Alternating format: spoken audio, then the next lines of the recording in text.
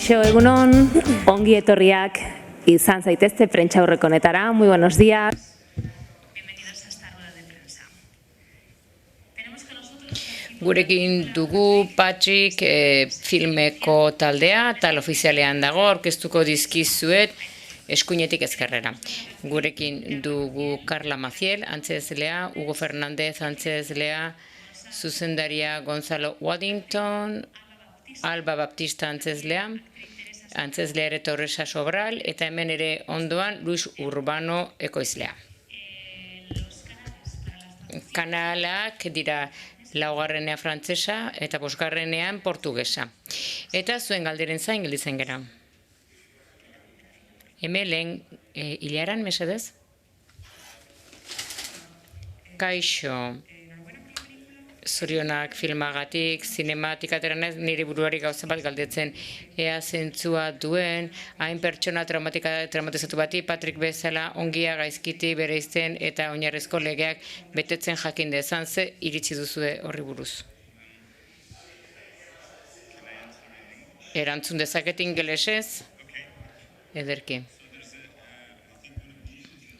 Uste dut filmaren gaietako bat moralitate auzia da nagusia, eta uste dut gauzarik importanteenetako bat filman da parte hartu behar duzula filman. Zu ari zara filma ikusten, eta ikusten ari zarenean, ematen du pertsona bat dela txotxongile bat kontrolatzen duena. Lerro oso sutilak ikusi behar dituzu eta filmak aurrera egin dezan, gero konturatzen zera benetan ariak mugitzen ditunak edo bultzatzen duna filma dela ikusten ari den pertsona. Hau da, moralitateari dagokionez, bai, badu nozio bat, badaki zer den ongia eta gaizkia, baina ulertu beharra dago heziketa auzi badela, prestakuntza soziala dagoela tartean, oso berezia dela bere bizitzan, 10 urte arte bere gurasoek ezi zuten eta komatxo artean bizitza sozial eta familiara normala izan zuen, bere lagunekin eta bar. Baina 8 urtean egonda pertsona batekin, maite izan zuena moduren batean, oso modu berezian, hasi zuen, oso modu berezian. Eta bere laguna zen, bere maitalea, bere aita zen beretzat, dena zen beretzat. Eta urte horietan ezik eta berezi xamarra izan zuen.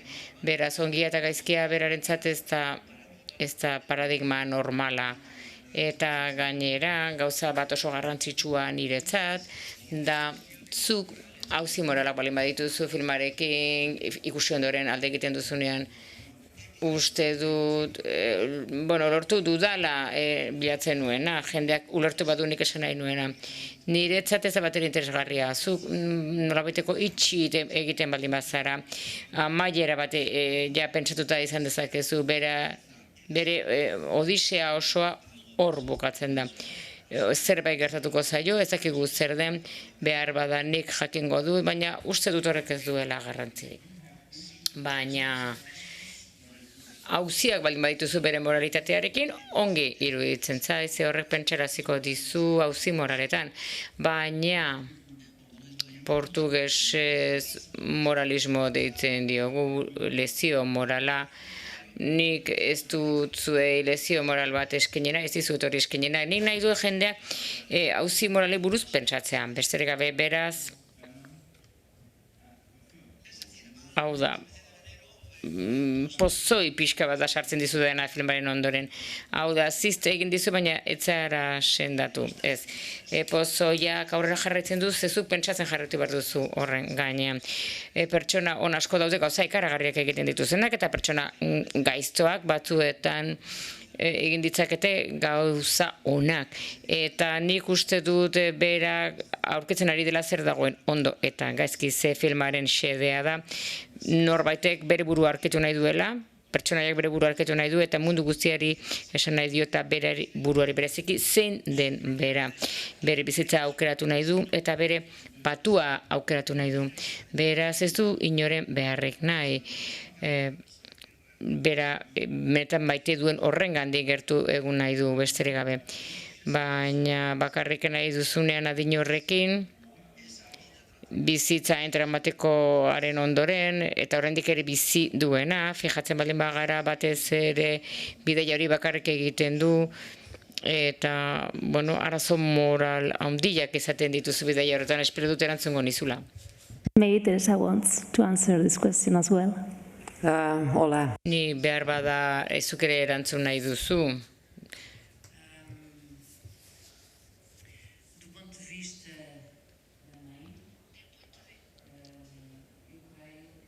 Nik uste dut, berak, Patrickek, sentitzen du monstruo bat dela, aldatu egin dela. Monstruo izatera iritsi dela. Hau da, ezin du bereizi zer den ongia eta gaizkia. Gelditu da, suntsituta bere barruan. Beretzat oso zaila da. Kudeatzea, nola kudeatu daiteke, berak pentsatzen du batzuetan hobe litzatekeela hilda balego. Bueltatu egiten da, aldatuta, eta gizaki suntsitu bada, azken batean horrela itzultzen da. Zaila da maitasuna kudeatzea. Niri dagokidanez, Teresari dagokidi honez, nik ez dut iritzi berbera. Nik uste dut mutikoa suntsituta dagoela, baina borrokalari bat da, gertatu zitzaion zoritxar baten barruan, eta bilatzen ari da, behar bada erreferentziak. Behar bada nik enuituena nahi, baina nolabait leku bakarti horretan kokatuta daude, eta ze puntutaraino berak ez du aurkitzen bilatzen duena ingurukoek ezin diotelako ezer eman, ez amak, ez izebak, ez bere ingurune osoak ere, horixe da. Beste galderaren bat, kaixo, zorionak filmagatik, galdetu nahi nuke, filma lehen plano asko daude, oso gertutik hartzen dira pertsonaiak, eta orduan imaginatzera eramaten gaitu ze gertatzen den inguruan, eta beraz misterio bat izan daiteke gero kanpoan gelditzen dena. Beraz, imaginatu egin behar dugu, denbora guztian ze iragan izan duen Patrickek, galdetu nahi dut, ea aukera horren artean, lehen plan horien artean, eta bere historiaren artean badagoen harremanik, edo behar bada beste zerbaitengatik aukeratu ote duzun hola egitea. Ingelesez erantzungo dut. Bai, nik aukeratu nuen, ze nik nire buruari zerbait eginerazi nion hasieratik, gidoia idatzi zenetik. Niretzat oso garrantzitsua da triangulazio bat izatea.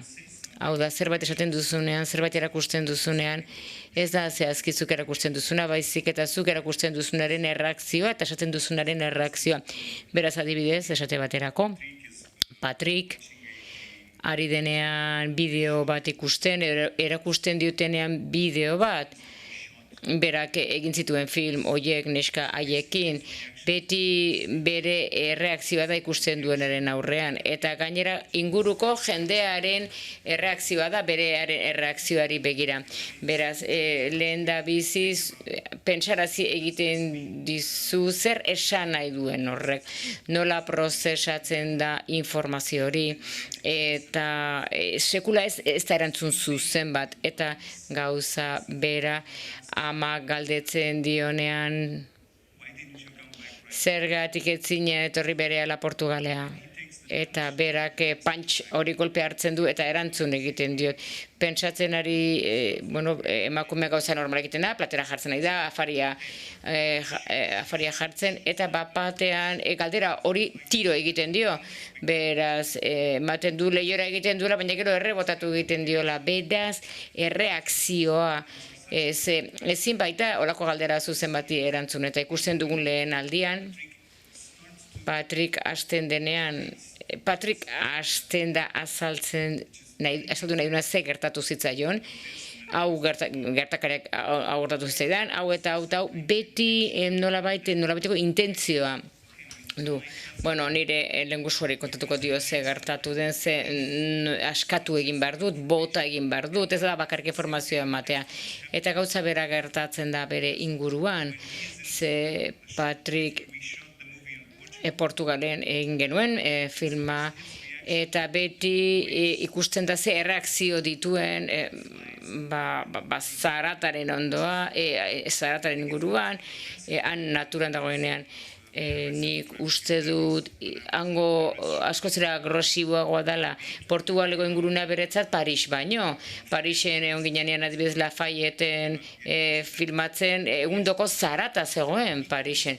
Baina Patrick etorri zenean zertara Portugalea eta Portugalea iristen denean Patrick hori da bera sentitzen duena, estres hori, ez? Txoriak entzuten ditu, txakurrak entzuten ditu zaunka gauean, edo handauden zomorroak, edo aizea zuaitzetan, hori da entzuten duena, baina beti ikusten dugu erreakzioa, ze berak badaki atzean zehari den gertatzen.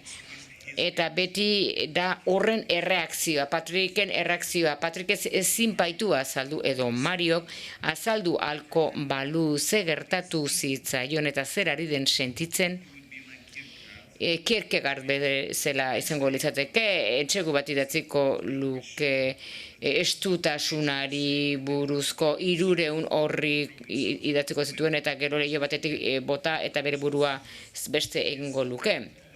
Ze bere egoera mentala eta psikologikoa eta gertatu zitzaionaz jabetuko balitz bere burua alko luke. Beraz, berarentzat hobe da, Patrickentzat hobe da, adimen emozionala ez izatea azaltzeko zer sentitzen duen. Berak dakiena da, auto hartu eta joan egiten da, ze geldituko balitz, pentsatzera uholde batek, olatu batek harrapatuko luke tsunami baten antzera, baina berak ez daki azaltzen gertatu zaiona, beraz filmaren lehen zatia, maskara kentzen diotenean, esaten diotenean, zuetzara esaten duzuna, hilda dago, emozionalki hilda dago. Hau da, denak kendu diote, eta orain esaten diote badakigun hortzaren, orain askatu zaitzakegu, ez duzu ies egingo. Joan egingo zara eta egon behar duen tokian egongo da, edo jendeak esaten dion tokian. Ez duelako adimen gaitasunik. Nik uste dut Patrick oso azkarra dela, oso bizkorra dela, baina emozionalki uste dut inork ezingo lukela, baina ez dakit hitzetan prozesat dezakela sentitzen duena. Ama galdetzen dio, zergatik ez zinen Portugalera itzuli, eta bere erantzuna da. Horri buruz hitz egin nahi baduzu, hilabeteak beharko ditut. Hilabeteak beharko ditut, esplikatzen ere hasteko, hori da erantzuten diona. Zergatik ez zinen nire bila etorri, ze ama hasi zen telatutik, ezakete, etxea telatutik hasten du, ezakete adierazpen hori duzuen. Eta horixe da, berak galdetuko liokeen azken galdera. Hau da, lehenbiziko ikusiko dugu ea moldatzen garen eta gero galdetu jazu. Edo hasiko naiz saiatzen azaltzen. Beraz, esaten du, esan barko luken, azkeneko gauza zergatik ez zinen nire bila etorri. Beraz, beti erreakzioa da nik bilatzen dudana. Inguruneari nola erreakzionatzen duen. Beti triangulazio bada. Gehiagitz egin dut. Tenemos una pregunta por aquí. Galdera bat dugu hemen, kaixo egunon, galdera bat zuzendariarentzat eta Hugorentzat. Jakin nahi nuken nola izan zen casting prozesua. Nola aurkitu zenuen Patrick, nola jakintzen nuen zela bera antzez legokia, eta nola lan zenuten biek pertsonaia. Hau da, emozionalki hilda egotea berak esan duen bezala. Eta sentimenduaren errepresio hori ematen du Patrickek ez duela inoiz azaltzen, eta nola askolan duzen duten sentimendu horiek ez azaltzeko, nola azaldu zen duten joia. Hitz egin dezaket frantsesez ederki.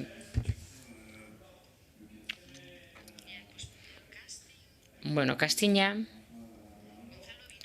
Gonzalo lehen aldiz etorri zen, lehen aldi batean etorri zen Parisera, eta han ezagutu genuen elkar. Nik uste dut ondo joan zela kontua. Eta geroago, ni Portugalera joan nintzen, beste proba batzuk egitera, eta gauzak ondo funtzionatu zuen. Casting klasiko bat izan zen, esango nuke. Gero pertsonaia prestatzeko,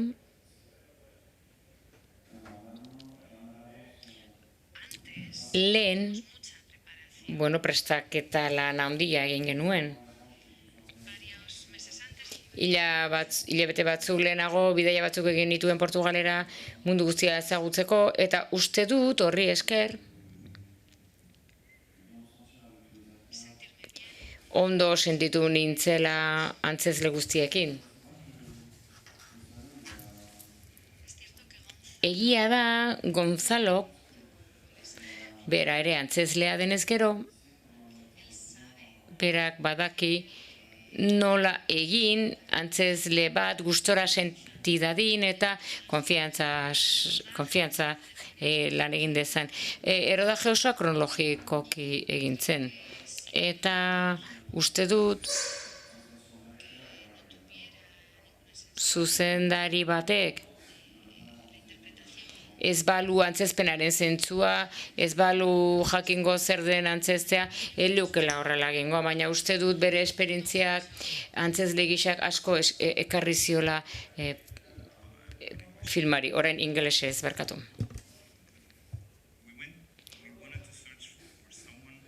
Nahi genuen aurkitu norbait Parisen edo Belgikan, oraindik ere portugesa gogoratzen duena, edo gutxienez gurasoek badakitena, eta gainera nahi genituen antzezleak ez zirenak. Beraz, Frantziara joan ginen, 2018an, eta ikusi nuen, eta beste batzuk ere ikusi nituen, eta bere begiak oso kezkatiak, bere begiradak urduri jartzen ninduen, eta ez dakit nola esan portugesez, nahiko ieskorra zen. Hau da, ez zizun zuzenean begiratzen, ze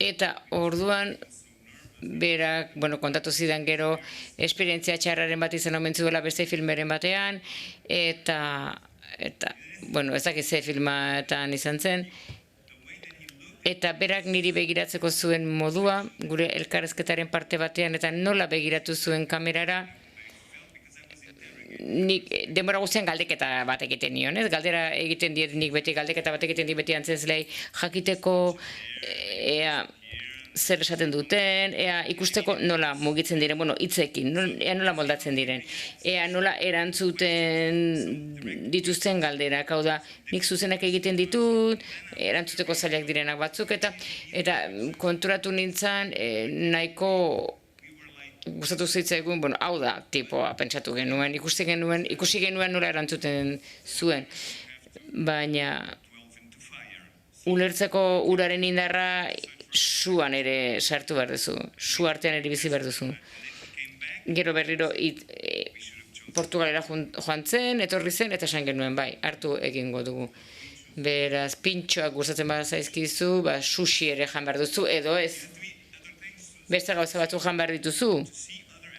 Ikusteko, beste antzezle batzuk, eta bera hartzeko beste antzezle batzuk ikusi behar izan nituen, eta horrela, pozik nengoen ze nahiko denbora igaran nuen beraiekin, eta errodaje hasi aurretik, 2 aste lehenago, aste bete edo aste terdi denok elkarrekin egon ginen etxe batean, elkarrekin bizi izan ginen, eta taldeko jendea etorri zen ere bai etxe hartara, jantziak probatu genituen, bilarak egin genituen, beraz, antzezle guztiak lehen errodaje egunerako prest zeuden. ez zegoen inolako estresik, ze denek ezagutzen zuten elkar. Eta konfiantzan oinarritu genuen, bera nitaz fiatu zen eta ni bera etaz. Eta Hugok badu ezaugarri bat. Pentsatzen alin bada, asko pentsatzen baldin badu egin behar duena, ez erakusten duena, baina askoz ere azkarragoa baita. Mekanika kuantikoan bezala, hau da, zuk gehiagi beratzen bali behizu gauza bati desagertu egiten dela, uste du bizitzan ere gertatzen dela. Zerbaiti buruz gehiagi pentsatzen bali baduzu, desagertu egiten da. Gehiagi pentsatzen bali baduzu egora batean gertatzen ari denaz, desagertu egiten da, ze bizitzen jarraitu behar dut. Beraz, niri ere sorpresa pixka gordezea gustatzen zait erroda egiten dugunean. Ze, asko hitz egin genuen filmari buruz. Espero dut erantzungo nizula. Aurrera, mesedez. Galdera, bai, hemen bigarren hilaran. Kaixo? Ba, eskerrik asko. Hemen badugu lehen hilaran, galdera bat. Kaixo berriro, hemen nago. Nire galdera da antzezleentzat. Jakin nahi dut nola eraiki duten pertsonaien arteko harremana sinesgarria izan zedin.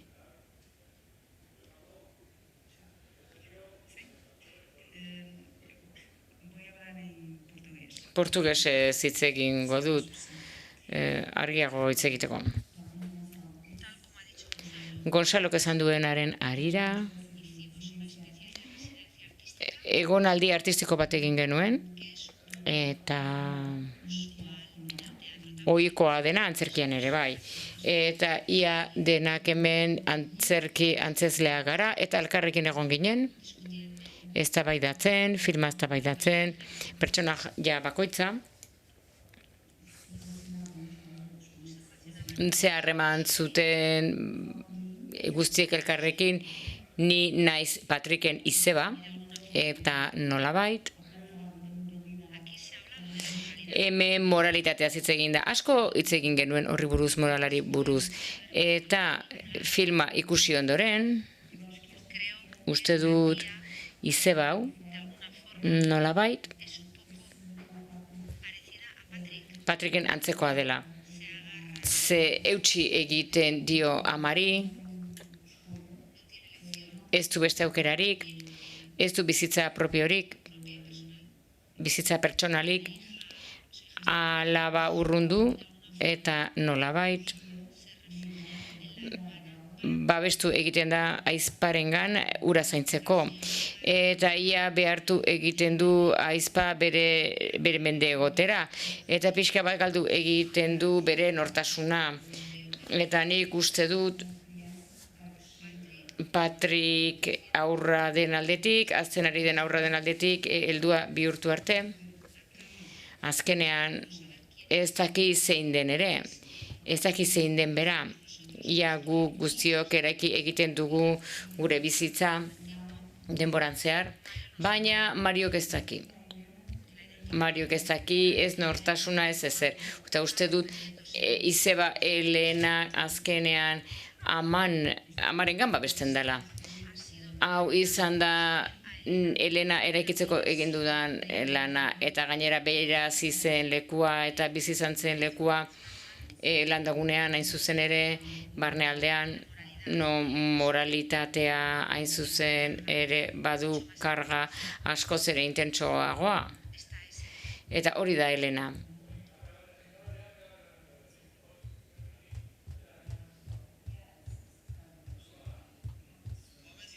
Karlak esan duen bezala, guk informazio osoa jaso genuen pertsonai buruz eta Gonzalok,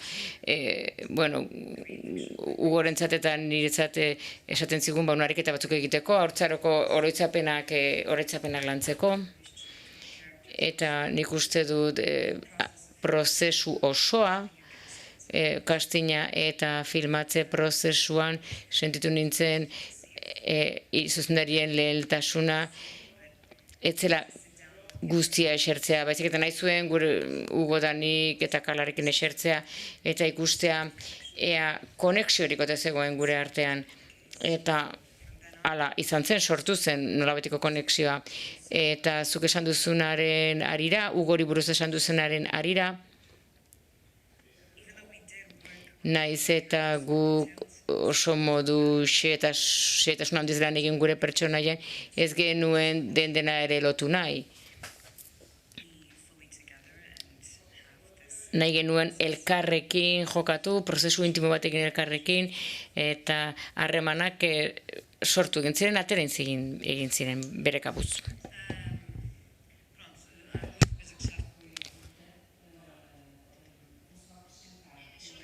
Nik bakarrik erantzi nahi nuen, prozesu honetan izan zela gauza bat, bereziki inteligentea, Gonzaloren aldetik, denak batera egin genuen lan honetan, iragan osoa eraiki genuen, filman agertzen ez dena. Pertsonaiaren iragan osoa eraiki genuen zehatz-mehatz. Gure gurasoen izena zer egiten zuten, etxe hori norena zen, ea nere gurasoen etxea zen, edo ez. Filmatzen hasi ginenean, denok oinarri batean geunden, hau da, lehen gertatutako suntxiketa baten gainean. Beraz, iragan osoa berregin genuen, eta horrela txikituta hasi genuen gure bidaia. Hau da, lanaren ikuspegitik, aspaldi ezagutzen dut Carla eta Gonzalo antzerkitik, eta Hugo sorpresa oso atsegina izan zen guretzat, harremana oso erraza izan zen, oso ondo moldatzen ginen, bakoitza bere modura oso harreman atsegina sortu genuen, baina lehen lan zehatza oso bakardade handikoa izan zen, ze pertsonaia hori bakardade osoan bizi da, eta beraz nik etzen lan egitea. Nik posizionatu egin nintzen oso leku bakarti batean, bakardade osoan, Gonzalok zuzendu egin ninduen bide horretan, eta gero, harremanak eraiki ondoren, horrela izan zen, horrela gertatu zen. Bai, behar bada Patrickek, Hugok erantzun nahi du. Ez.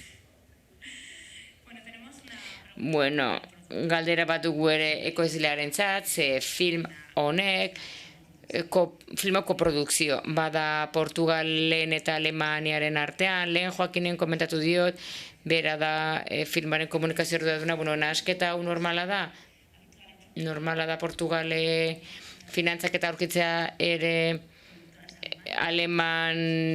ekoizle alemanekin laguntzarkitzea, bai, normala da, normala da koprodukzio hau egitea. Portugalen beti finantzaketa osagarria bilatu behar dugu.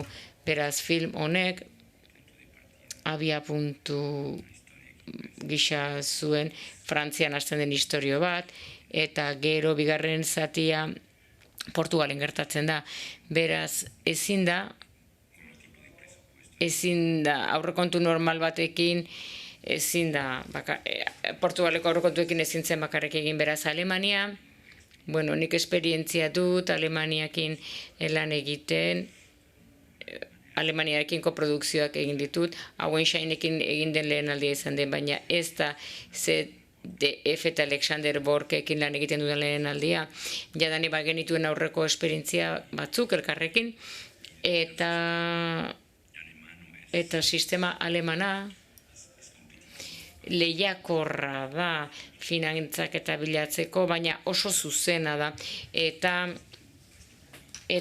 dena oso garden eta garbi egiten da, prozesu selektiboa bada, baina, hori da, baina jariatzen du, ondo funtzionatzen du, eta hasieran baita ere saiatu nintzen Frantziarekin koprodukzioa egiten, baina prozesua konplejoagoa da, ez da hain jariokorra, eta puntu batera iritsi ginen, CDF-en laguntza genuela, babesa genuela, eta koproduktora bat genuen kolonian interesatuta, beraz gauzak oso bizkor joan ziren. Eta magia sortu zen.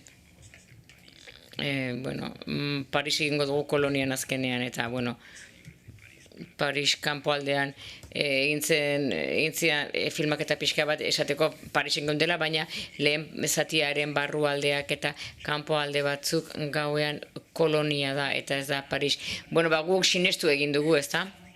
Hori da zinemaren magia. Badugu estreinaldi data, Portugalen estreinatuko dugu datorren urteko lehen hiruilekoan, eta